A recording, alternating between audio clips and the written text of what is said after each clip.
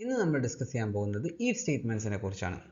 എനിക്ക് ലോട്ടറി അടിച്ചാൽ ഞാനൊരു പുതിയ വീട് വാങ്ങും, അയാൾക്ക് ഉയരമുണ്ടായിരുന്നെങ്കിൽ ബാസ്കറ്റ്ബോൾ ടീമിൽ ചേരാമായിരുന്നു. ഇതുപോലത്തെ സെൻറ്റൻസുകൾ ഇംഗ്ലീഷിൽ എങ്ങനെ ക്രിയേറ്റ് ചെയ്യാമെന്നാണ് നമ്മൾ നോക്കുന്നത്. ഓക്കെ, സോ ഈഫ് സ്റ്റേറ്റ്മെൻറ്റ്സ് പഠിക്കണമെങ്കിൽ അത്യാവശ്യം ടെൻസസിനെ കുറിച്ചിട്ട് അറിവുണ്ടായിരിക്കണം. സ്ക്രീനിൽ ശ്രദ്ധിച്ചോളൂ. ഈഫ് സ്റ്റേറ്റ്മെൻറ്റ്സ് മെയിൻലി 4 വിധമാണ്. Zero conditional, first, second and third conditionals, പിന്നെ മിക്സ് കണ്ടീഷണൽസ് ഉണ്ട്. But that we are not going to discuss today. ഓരോ ഈഫ് സ്റ്റേറ്റ്മെൻറ്റിലും 2 ക്ലോസസ് ഉണ്ടാവും. ഒരു കണ്ടീഷൻ ക്ലോസും പിന്നെ ഒരു റിസൾട്ട് ക്ലോസും. എക്സാമ്പിൾസ് കാണുമ്പോൾ നിങ്ങൾക്ക് നല്ല വ്യക്തമായി മനസ്സിലാകും. ആദ്യമായിട്ട് നമുക്ക് സീറോ കണ്ടീഷനിൽ നിന്ന് തുടങ്ങാം. സീറോ കണ്ടീഷൻ ഉപയോഗിക്കുന്നത് ജനറൽ ട്രൂത്ത്, പൊതുവായ സത്യങ്ങളെ കുറിച്ച് പറയാൻ, ഹാബിച്വൽ ആക്ഷൻസിനെ കുറിച്ച് പറയാൻ, പിന്നെ കമാൻഡ്സ് കൊടുക്കാൻ. സീറോ കണ്ടീഷണലിൻ്റെ സ്ട്രക്ചർ ഇങ്ങനെയാണ്. ആദ്യം ഒരു കണ്ടീഷൻ ക്ലോസ് ഉണ്ടാവും. അതിൻ്റെ formula if plus simple present ആണ്. പിന്നെ ഒരു റിസൾട്ട് ക്ലോസ് ഉണ്ടാവും. അതിൻ്റെ ഫോർമുല സിമ്പിൾ പ്രസൻറ്റ് ആണ്. സോ എക്സാമ്പിൾസ് കാണുമ്പോൾ നിങ്ങൾക്ക് ശരിക്കും നല്ല വ്യക്തമായിട്ട് മനസ്സിലാകും. Let's go ahead. ആദ്യം നമുക്ക് ജനറൽ ട്രൂത്തിൻ്റെ ഒരു എക്സാമ്പിൾ നോക്കാം. കണ്ടീഷൻ ക്ലോസിൽ എന്താണ് പറയുന്നത്?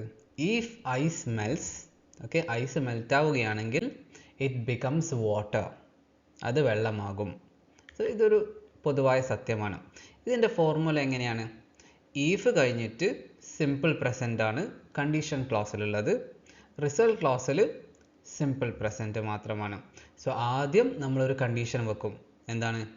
ഐസ് മെൽറ്റ് ആവുകയാണെങ്കിൽ അതിൻ്റെ റിസൾട്ട് എന്താണ്? ഇറ്റ് ബിക്കംസ് വാട്ടർ, അത് വെള്ളമാകും.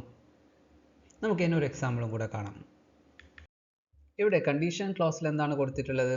If you heat water to 100 degree Celsius, അതിൻ്റെ റിസൾട്ട് എന്തായിരിക്കും? It boils. 100 ഡിഗ്രി സെൽഷ്യസിൽ വെള്ളം ചൂടാക്കുകയാണെങ്കിൽ അതിൻ്റെ റിസൾട്ട് അത് ബോയിലാകും. സോ ഇവിടുത്തെ ഫോർമുല ശ്രദ്ധിച്ചോളൂ, എഴുതി വെച്ചോളൂ. ഇനി റുട്ടീൻ ആക്ഷൻസിനെ പറ്റിയിട്ടുള്ള ഒരു എക്സാമ്പിൾ നോക്കാം. If I wake up early I go for A run. ഇത് ഒരു ദിവസത്തെ കാര്യമല്ല പറയുന്നത്. ഞാൻ എപ്പോഴൊക്കെയോ രാവിലെ നേരത്തെ എണീക്കുന്നു, അപ്പോഴൊക്കെ ഞാൻ ഓടാൻ പോകാറുണ്ട്. സോ ഞാൻ റുട്ടീനായിട്ട് നേരത്തെ എണീക്കുന്ന സമയങ്ങളിലൊക്കെ ഞാൻ ഓടാൻ പോകാറുണ്ട് എന്നാണ് ഇതിൻ്റെ അർത്ഥം.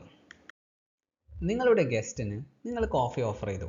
അപ്പോൾ അദ്ദേഹം പറഞ്ഞു, if I drink coffee at night I can't sleep. ഇതിൽ നിന്ന് എന്താണ് മനസ്സിലാക്കേണ്ടത്? പൊതുവെ അദ്ദേഹം എപ്പോഴൊക്കെയോ രാത്രി കോഫി കുടിച്ചിട്ടുണ്ട്, അന്ന് രാത്രിയൊക്കെ അദ്ദേഹത്തിന് ഉറക്കം വന്നിട്ടില്ല, ബിക്കോസ് ഓഫ് ദ കെഫീൻ. സോ റുട്ടീനായിട്ട് ഇങ്ങനെ ഒരു കാര്യം നടന്നാൽ അതിൻ്റെ റിസൾട്ട് ഇങ്ങനെ വരാറുണ്ട് എന്ന് പറയാൻ വേണ്ടിയിട്ടാണ് ഈ ഫോർമുലയും സീറോ കണ്ടീഷനിലും നമ്മൾ ഉപയോഗിക്കുന്നത്. കമാൻഡ്സ് അല്ലെങ്കിൽ ഇൻസ്ട്രക്ഷൻസ് കൊടുക്കാനും നമ്മൾ സീറോ കണ്ടീഷൻസ് ഉപയോഗിക്കാറുണ്ട്. Four example, if it starts raining, മഴ പെയ്യാൻ തുടങ്ങുകയാണെങ്കിൽ ക്ലോസ് ദ വിൻഡോസ്. ഇവിടെ നമ്മൾ യു ക്ലോസ് ദ വിൻഡോസ് എന്ന് പറഞ്ഞിട്ടില്ല, കാരണം ഇംപറേറ്റീവ് സെൻറ്റൻസുകളിൽ യു അവിടെ ആവശ്യമില്ല.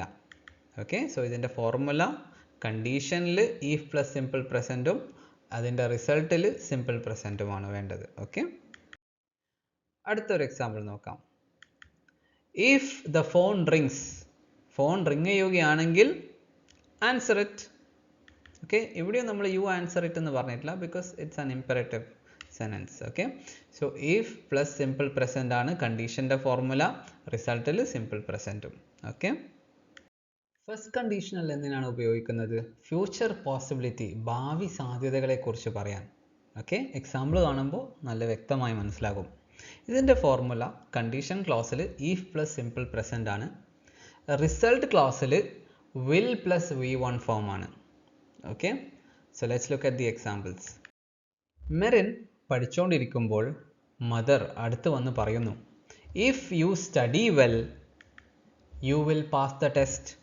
നീ നന്നായി പഠിച്ചാൽ നീ ടെസ്റ്റിൽ പാസ്സാകും.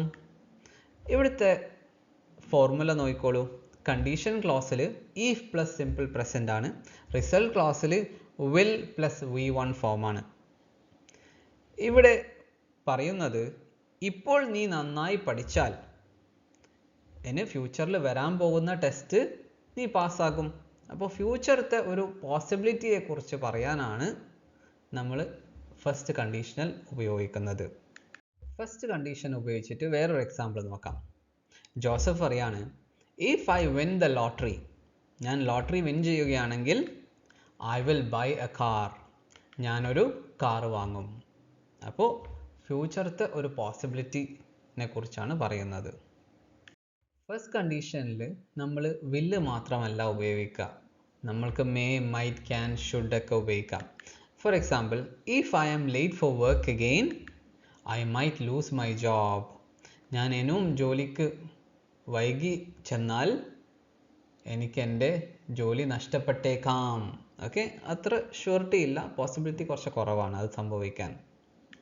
സെക്കൻഡ് കണ്ടീഷണൽ നമ്മൾ എപ്പോഴൊക്കെയാണ് ഉപയോഗിക്കാറ്?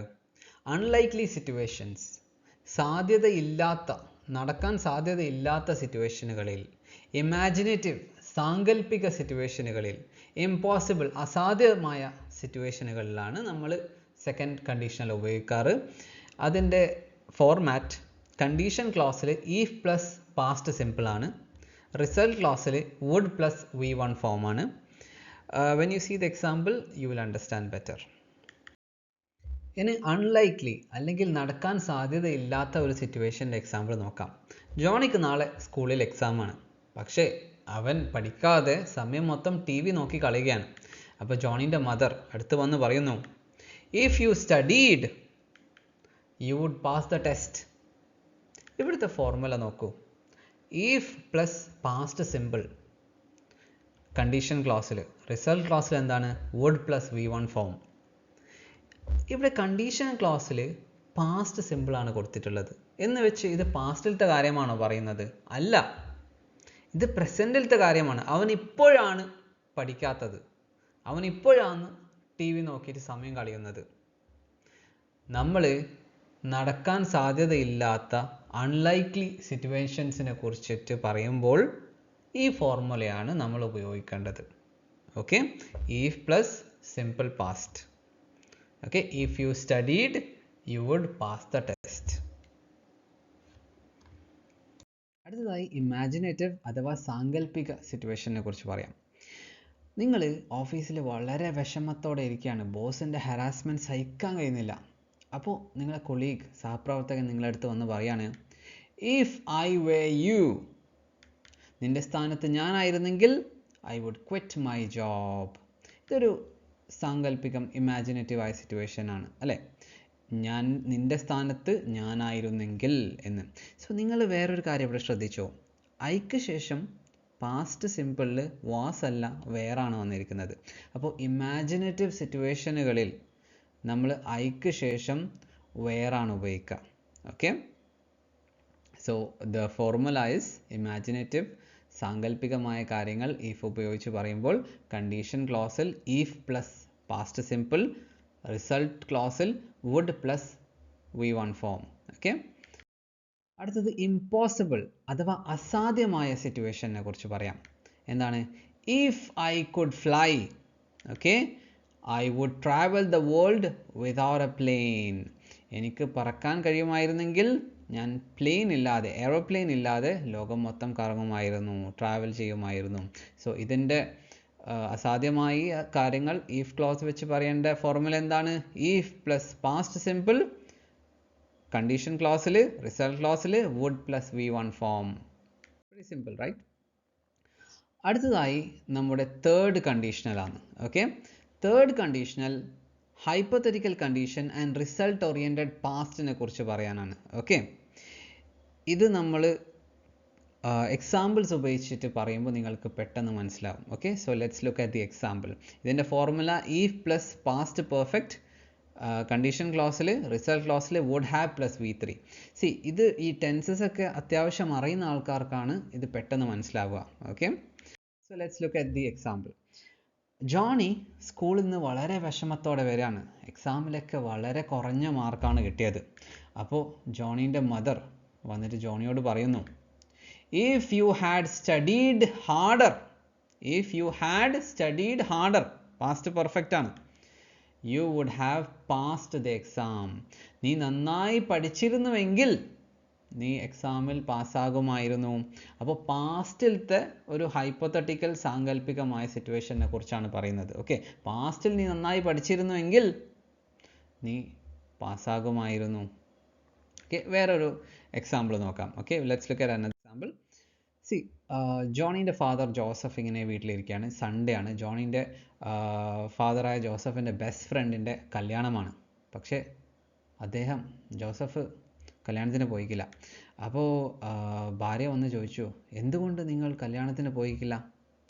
അപ്പോൾ ജോസഫ് പറഞ്ഞു, if he had invited me past perfect, I would have gone to his wedding. അവൻ എന്നെ ഇൻവൈറ്റ് ചെയ്തിരുന്നെങ്കിൽ ഞാൻ പോകുമായിരുന്നു. അല്ലേ, ഇത് പാസ്റ്റിൽ അവൻ അങ്ങനെ ചെയ്തിരുന്നുവെങ്കിൽ ഞാൻ ഇപ്പോൾ ഇങ്ങനെ ചെയ്യുമായിരുന്നു. സോ ഇതിൻ്റെ ഫോർമുല ശ്രദ്ധിക്കുക.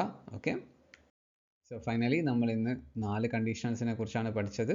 Mix conditionals we are not gonna discuss today, may be in another video.